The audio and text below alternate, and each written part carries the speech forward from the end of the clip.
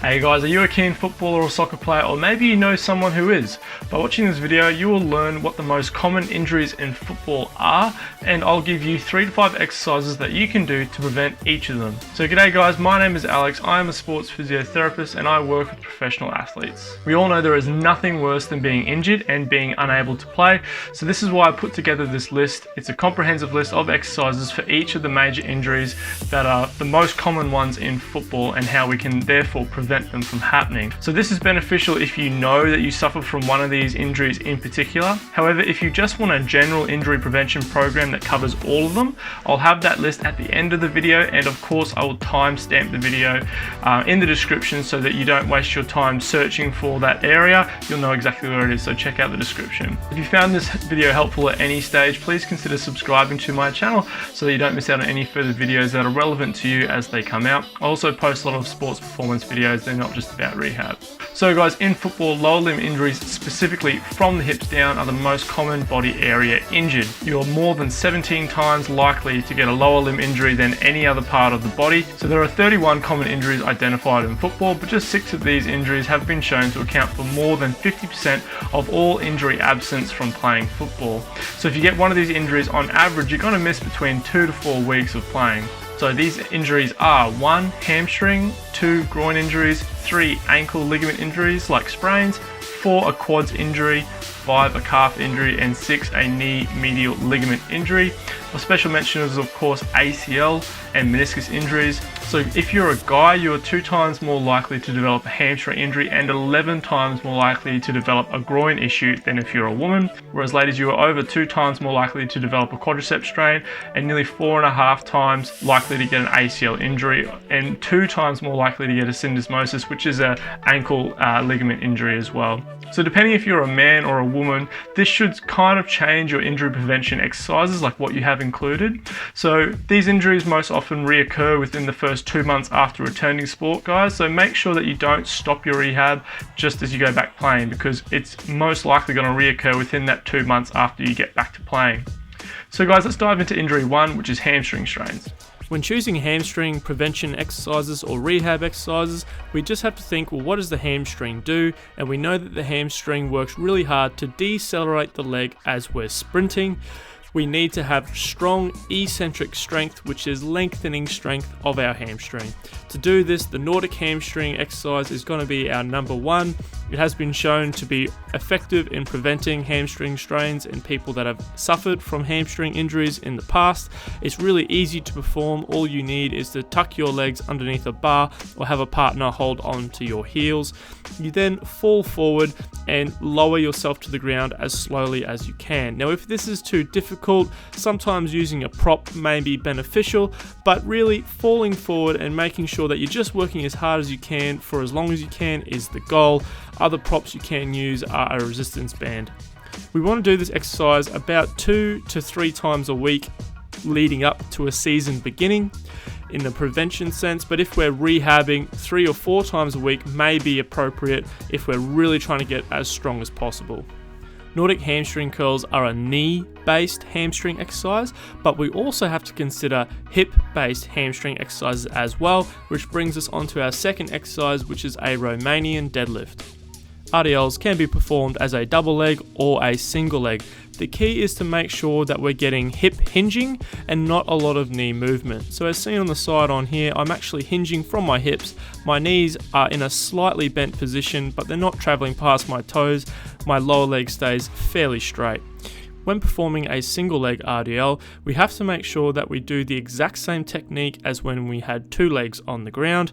We want to make sure that our knee doesn't move very far, our back doesn't round, and all the movement comes about our hips. Hamstring injuries also have a hip control component, so single leg RDLs taps into the single leg control part of a hamstring injury, as well as working on that eccentric hamstring strength. We need to make our RDLs heavier, we need to progress ourselves and make the exercise more challenging. Because our hamstrings are working against 6 to 8 times our body weight when we're sprinting, we need to load up. So using a barbell, we can make our double leg RDLs heavier, and similarly we can use dumbbells or another bar if you so choose to load up our single leg variation as well. Just make sure your technique stays solid Keep that lower back nice and straight, make sure that knee stays in that same position and you move about your hips when performing this exercise. We can then eventually get up to heavy end stage RDLs as seen here, making sure that the technique stays fairly solid. I'm still doing the same type of movement around my hips, my knees aren't moving too far and my back is staying fairly straight. Now, not all football players will need to put on this amount of weight, however, it's just to show you that all exercises can be continually progressed to make them harder. My final hamstring specific exercise is a holding or isometric exercise, meaning that I'm just holding in a stiff position.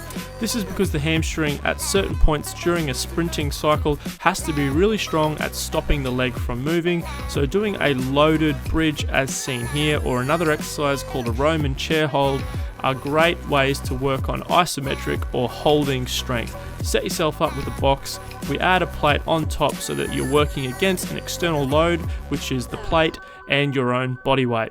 The goal is to keep your knee and your hips and your back in a straight line. So you've got to really drive up high through your glutes whilst pushing down through your leg and keeping your body in the same position. This is going to work that hamstring and those glutes really hard.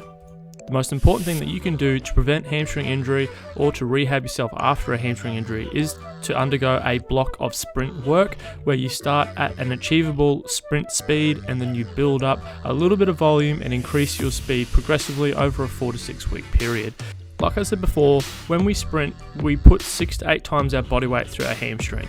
It's very hard to find an exercise that allows us to put 6 to 8 times our body weight through our hamstring besides actually performing sprints. So we need to treat it like an exercise. Find an amount that you can do and then progressively make it harder, increase the speed that you're doing it at progressively over a period of time, which once again would be that 4 to 6 week period. This will allow your hamstrings to get stronger and to adapt to the forces that you're putting on them. A lot of people skip out this step, which is why they get recurrent hamstring strains. Eventually you can start to do sprints under fatigue when you're more tired towards the back end of your rehab. Our second major injury group that we're trying to prevent is groin injury. Now there are different types of groin pains, however many of these improve when we do two things. The first thing we need to do is improve strength and capacity around our hips, glutes and groins, or just our pelvis in general. The more robust you are or strong in this area you are, you have the better chance of being able to deal with the forces that come with playing a sport like football where there's lots of cutting and kicking and running. The second major point is, are you doing running, kicking and cutting efficiently? Sometimes athletes, when they're playing at a higher level and they're doing these things incorrectly, this is what's led to their groin pain. So having a few exercises where you're working on efficiently controlling your hips and your pelvis when you're doing these different activities is a great way to reduce the forces and the pressures that go into the groin. So essentially we want you to move as efficiently as possible. Strengthening our adductor muscles or inner thigh muscles is a great way to start to build capacity for our groin pain. So lying on your side and raising up against the plate or just your body weight is a nice way to start getting some strength in the groin. Once leg raises are too easy, we can progress to an inner groin plank. This is where you straddle the bench with your knees, creating a short lever around your pelvis. This works your inner groin really hard on the top side and on the bottom side as well. Once that is too easy, we can then progress onto doing some clams where we're closing the gate shut, we're getting the groin snapping together. This once again works both sides of the groin. From there we can then lengthen the lever, so the top leg is now on the shin as opposed to on the knee. We can then progress to being on the foot as well. This is really challenging and late stage for groin strengthening. It may not be for everyone. A lot of people will get benefit just from doing the shorter lever plank. Our second exercise selection we want to work on is something for the outside of our hips. A great entry level exercise for developing this outside hip strength is some side leg raises with a band. The majority of people should be able to find a way to do this exercise themselves at home. We can then move on to a half star plank. Now this is where we're up onto our elbow, keeping our hips on the underside nice and high while still performing that side leg raise on top. This works both sides of the hip, so it's a really nice exercise as an intermediate version. We can then go to a full star plank, which is when we're on our ankle, raising all the way up, we're keeping the underside of our hips nice and tall and then raising the top leg up as high as we can, and just make sure it's controlled. We don't want to be flopping around too much. Our final exercise to develop strength on the outside of our hips is doing a side sled pull. There's two variations that I've found to be effective is the crossover technique as seen here, where we're driving with both legs. So the leg that is closest to the sled is going to be working the outside of the hips, whereas the leg that's furthest from the sled, which is his right leg, will be working more of the inside of his groin or thigh. The second side sled variation that I really enjoy is this static single leg version, where the left leg, or the leg that is closest to the sled in this video, is the one that's working primarily. It's working that outside hip only, it's not working that right leg as much. This variation works almost like an isolation exercise for that outside of our hips, which is once again really important for groin pain. I really like using a side sled pull because it's a great way to add lots of weight. It can get a bit monotonous to keep adding mini resistance bands to the exercise that you saw before, so if you've got a sled, this is a great way to develop really robust and strong hips. I sort of see the side sled as like the bench press for the chest muscles, or like a squat for our leg muscles. It's just really important that we have something that's really heavy that we can add into our routine. Hip thrusters are a great way to develop major glute strength, so getting yourself set up on a box with a bar or plates across your hips and driving up and squeezing at the top is a great way to get glute strength. We can make it a bit more challenging by turning it into a single leg variation. Both are good options to try out, and both are going to help to develop good glute strength and control around your hips. The hamstrings also play a role in developing strength around our pelvis, so we can look to add in some of those Nordic hamstring curls, as well as looking to add in some of those RDLs to not only reduce our chance of groin pain, but also reduce the risk of hamstring injury.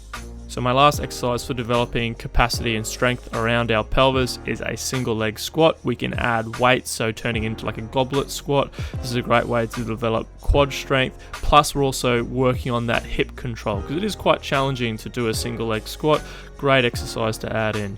Now, as I mentioned, the second major thing we need to work on is movement control. So it's the ability to perform tasks that you would do in football, and can you do them with good control over your trunk, over your pelvis, over your leg. So to make it simple, let's just work on a few basic moves. So are you able to jump in a forwards direction whilst containing good hip, knee and foot control? When we look from a side-on angle here, are we landing correctly? Is the knee and ankle and hips absorbing force as well? Can we do a side or lateral jump where we're getting good hip and knee control? As you can see, when I land, sometimes I do collapse on that leg. So it's, can we do these basic tasks well? You have to film yourself and review the footage to get good feedback from doing these exercises.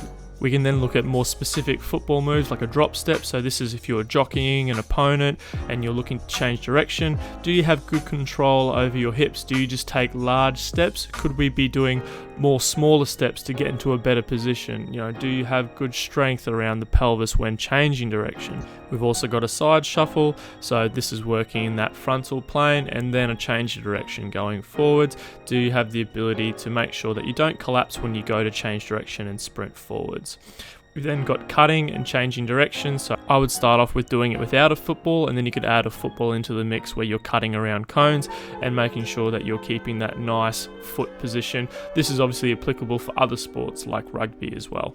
The final progression of this type of exercise would be a four square, where someone is telling you which cones to go to and the athlete is reacting and going towards those cones. They're employing the same techniques of good hip and pelvis control. If they're told to go backwards to the far corner, which you'll see just in a second here, they're reacting and changing their strategy to help get them to where they need to go as quickly as possible. So now we're going to move on to ankle and calf injuries, because the rehab for these two areas is very similar, with most of the exercises overlapping. Once again, we have two goals for rehabbing the foot and ankle, similar to the groin. We want to build capacity in the foot and in the calf, so making you stronger, making you more robust. And secondly, we want to work on your foot and ankle control, so your ability to cut, change direction and sprint. As doing this encompasses things like balance, which is of course important for an ankle sprain. For foot, ankle and calf injuries, developing robust calf strength is an important part. So doing a basic single leg calf raise is a really good way to start strengthening up your calf muscles. Once this becomes too easy to do body weight, so once you're getting in excess of 20 reps, I think adding weight is really important. So we can add a dumbbell on the leg that we're working on and just get our calf raises nice and strong, building up to 20 reps at a particular weight and then increasing the weight as desired. Another way to make an exercise harder is to do a calf raise off a step. This increases the range of motion that you're doing the calf raise. Similarly, I would consider to increase this until you can do about 20 reps or so. We can then look to combine both of these together and do a weighted calf raise off a step. Make sure the rep is light enough that you can do a full rep, so full range of motion top to bottom. Then you can start to increase the weight once you can achieve 20 repetitions. A very underrated exercise is the soleus press. This is super important for any foot or ankle or calf injury. This can be done in a Smith machine or with the soleus press purpose-built machine. I suggest that we build up to doing 20 reps at a desired weight and then start to increase the weight as we can. A good starting point is generally between 20 to 25% of your body weight. My favorite balance exercise to give is the clock exercise. This can be done anywhere. What we do is we stand in place, and then the desired leg that we're working on is the one which is on the ground, and the other leg works around the clock face. So at midnight, working around to 6 o'clock, and then when we want to get harder, we can actually go past 6 o'clock, which is behind you, and move on to 7, 8, and 9. What this does is requires the stance leg to bend further and requires the foot and ankle to have good control to keep yourself balanced whilst doing the exercise. Do this with both legs, and we can make this harder by standing on a more uneven object, so flat ground to grass or onto a balance mat. A balance and strength combination exercise is the ballet walk. This is a great way to work on strengthening up your calf in a running position. So our toes are pointed towards the ground. We're up as high as we can, walking back and forth. Great exercise to work on and good for a warm-up. Another exercise that follows on from this running position strength is a wall hold. So we're pushing down with our stance leg as much as we can, keeping our knee and our hips locked. This is the triple extension position. This is important because this is how we run and how we sprint. So when we have calf and foot and ankle injuries, it's important that we get back to doing running like drills. We can do this before we actually get back to sprinting on the grass so that we get more confident with our ability to run. These should feel really challenging to do. They should be extremely tiring as if you are doing running or sprinting. So don't think that they're an easy exercise because they're certainly not. Now for calf and foot and ankle, it's important that we can produce power. Hopping is good for power production, and it's also good for absorption, meaning that when the ankle lands, it gets good at practicing how to land, how to have a good relationship with the ground when it lands so it doesn't roll. So it's all about balance and landing technique. So side to side is another movement that you'll do in soccer. So we've done forwards first, now side to side.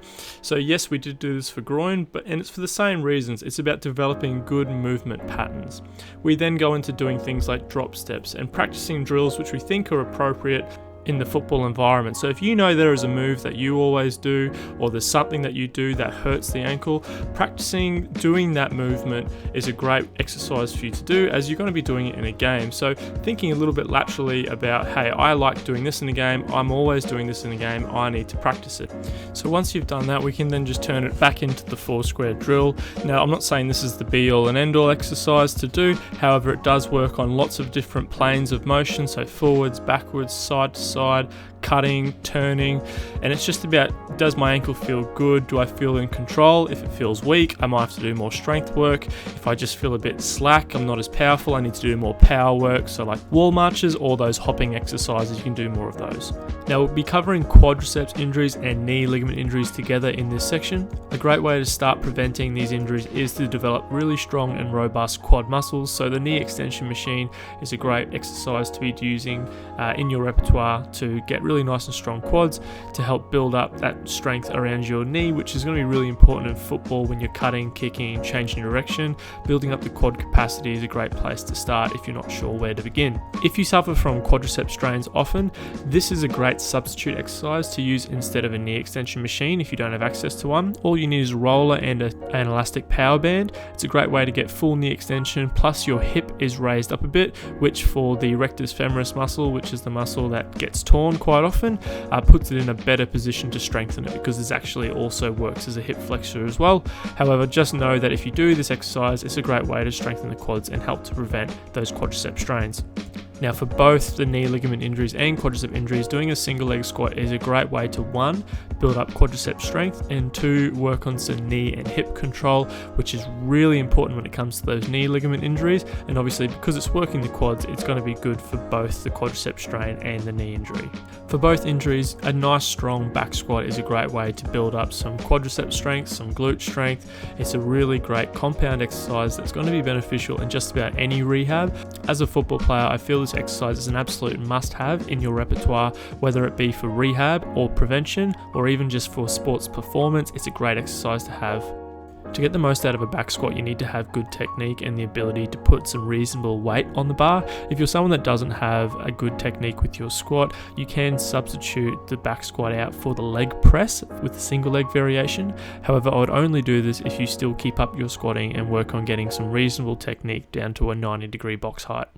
After which you can get rid of the leg press and just use squats. So now specifically to knee ligament injuries, we want to consider strengthening up the entire lower limb. So looking at our hips, let's do some side leg raises or something that's going to strengthen up the outside of our hips. This is really important because it's going to stop the knee getting into the tearing position for things like the ACL and our MCL ligament. Preferably using a side sled would be the way to go in regards to strengthening up the outside of the hip. It's great because you can just keep adding weight onto the sled, you can just add more distance. It's a great way to make the hips nice and strong without needing a lot of technique to do it correctly. So definitely make sure that you've got at least a side leg raise or you're doing these side sled pushes in your rehab for these knee injuries to help prevent them.